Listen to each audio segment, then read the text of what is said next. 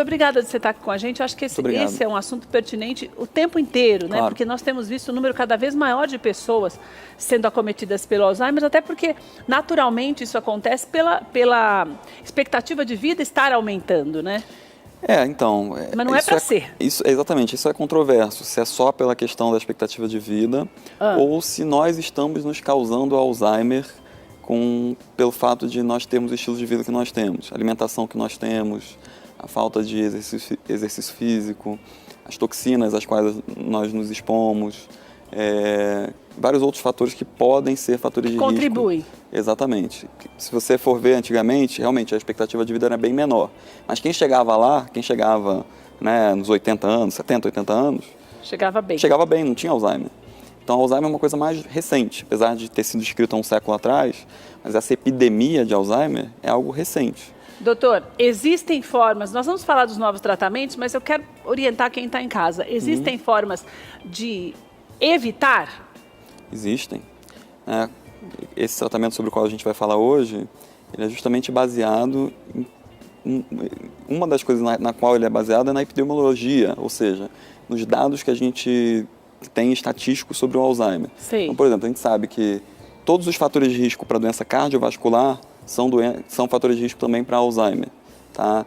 Então, diabetes, hipertensão arterial, sedentarismo, uma dieta, enfim, tipo junk food, né? Uma dieta com uma comida ruim. Totalmente irregular. Exatamente. Tudo isso é fator de risco para Alzheimer. Sim. Se você se cuida da sua saúde, você também está prevenindo o Alzheimer, tá?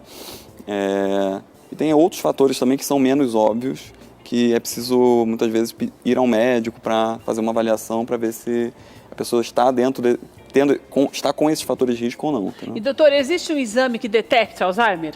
Por exemplo, a gente não sente nada, mas existe as pessoas falam, por exemplo, no caso do câncer, que existe o fator familiar, né, que é a hereditariedade, e quando você faz um exame, você pode detectar se existe uma possibilidade de você ter essa doença.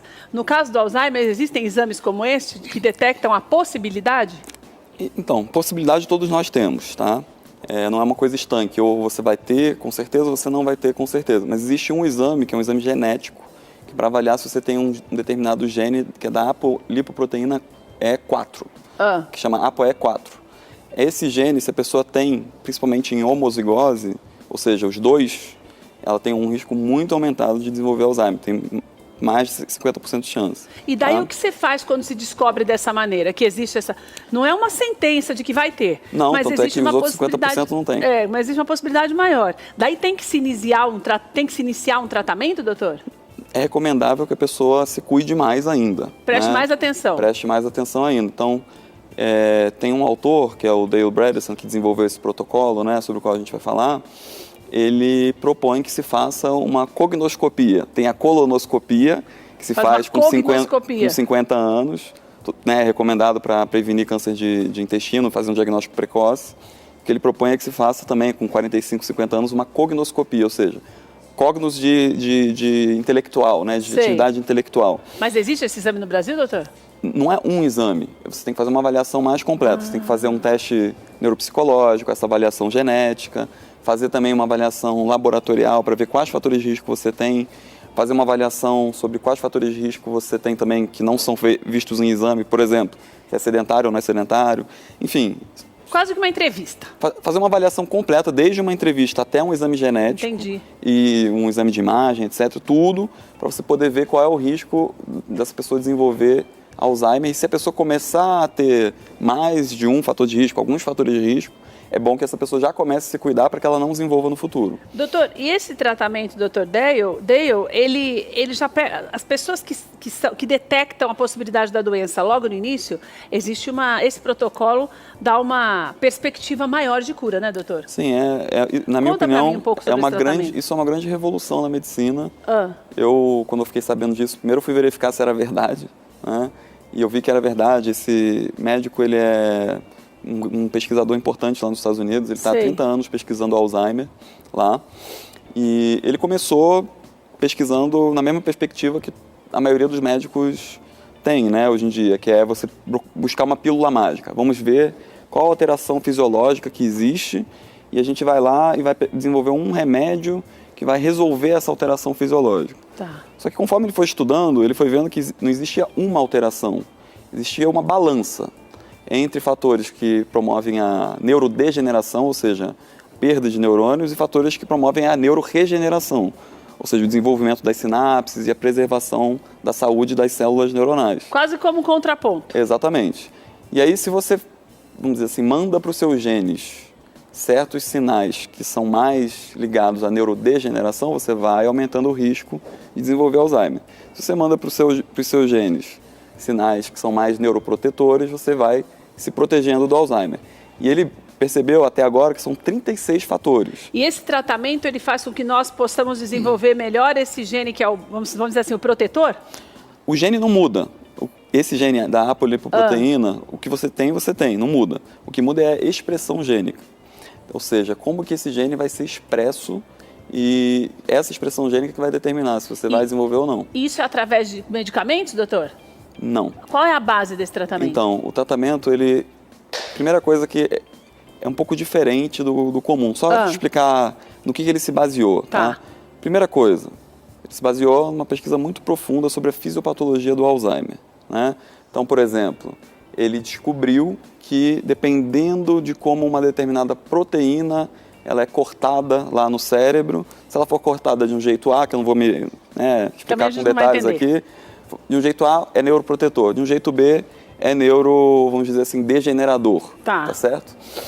E tem 36 fatores que influenciam isso. Então ele percebeu que esse paradigma da medicina, vamos dizer assim, tradicional, de uma pílula mágica para uma doença, que funciona para muitas coisas, por exemplo, tive amigdalite outro dia, tomei antibiótico, resolveu, acabou.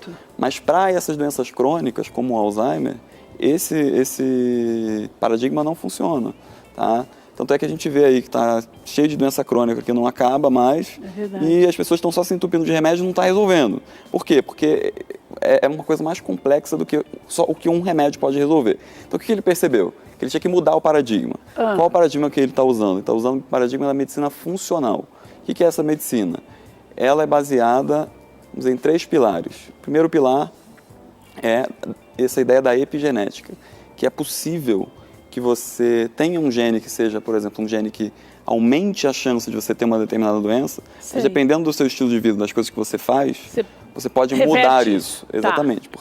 Então esse é o pilar número 1. Pilar número 2, existe um desbalanço, um desequilíbrio entre funções fisiológicas, né? Por exemplo, como eu falei, tem essa balança da neurodegeneração, neuroregeneração. Então o que você tem que fazer em geral? Isso não só para Alzheimer, para a grande maioria das doenças crônicas. Né? Por exemplo, no metabolismo ósseo, existem os osteoblastos e os osteoclastos. Se você tiver muito osteoclasto, muito funcionamento do osteoclasto, você vai acabar tendo osteoporose. Então o que você tem que fazer? Você tem que equilibrar essas funções. Isso tudo antes de detectar que tem um problema, né, doutor? Se você conseguir antes, melhor. Mas muitas vezes você consegue reverter o problema também. Isso que eu ia te perguntar. Esse tratamento, ele comprovadamente, pelo que você viu, você deve estar aplicando já também? Sim. Existe uma... Vamos dizer, para casos mais avançados, que é mais difícil a cura completa, existe um retrocesso, pelo menos, doutor? Sim. Então, por isso que ele é revolucionário, porque, vamos dizer assim, o Alzheimer até agora, usando só um remedinho, que era o tratamento antigo, vamos te dar aqui um inibidor da acetilcolinesterase. Um remédio só, ele não tem nem estagnado, né, doutor? Porque houve uma época que nós falávamos da estagnação. Se buscava, na verdade, uma maneira de estagnar essa doença para quando você soubesse do início para o meio, não chegasse aonde costuma chegar, que a pessoa não se lembra de mais nada, né? A memória Por que não funciona? Porque o remédio ele atua em um fator. São 36 fatores. Então você deixa os outros 35 intactos. Agora, por isso que não funciona. O que eu entendi é que esse tratamento, e é importante você que está em casa entender essa nossa conversa, porque muitas vezes você inicia um tratamento já na certeza de que não vai dar certo, porque existe uma sentença de morte mesmo para o Alzheimer, essa que é a verdade. Então é preciso reverter isso, preciso que você entenda que existem uma série de fatores que contribuem não só para a estagnação, mas para um retrocesso dessa doença e que pode sim levar à cura se você descobrir a doença logo no início. Isso daí, doutor, pelo que eu estou entendendo, junta uma boa alimentação, uma vida saudável, de um modo geral, e uma tentativa de medicação para retrocesso daquilo que é genético, daqueles fatores que são genéticos, hereditários, tipo diabetes, essas coisas, e mais alguma coisa? Então, junta remédio com, assim, com o nosso dia a dia? É uma coisa complexa, é difícil de te explicar assim em um minuto, tá? Mas o que eu diria, o que eu posso te falar é que ele separou em 4 subtipos, tá? O tratamento ele é personalizado, isso é um outro pilar dessa medicina funcional, que é personalizar o tratamento.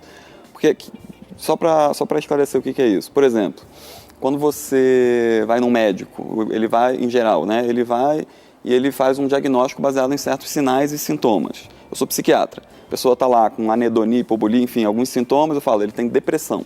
Só que a pessoa pode ter depressão por 10 mil motivos.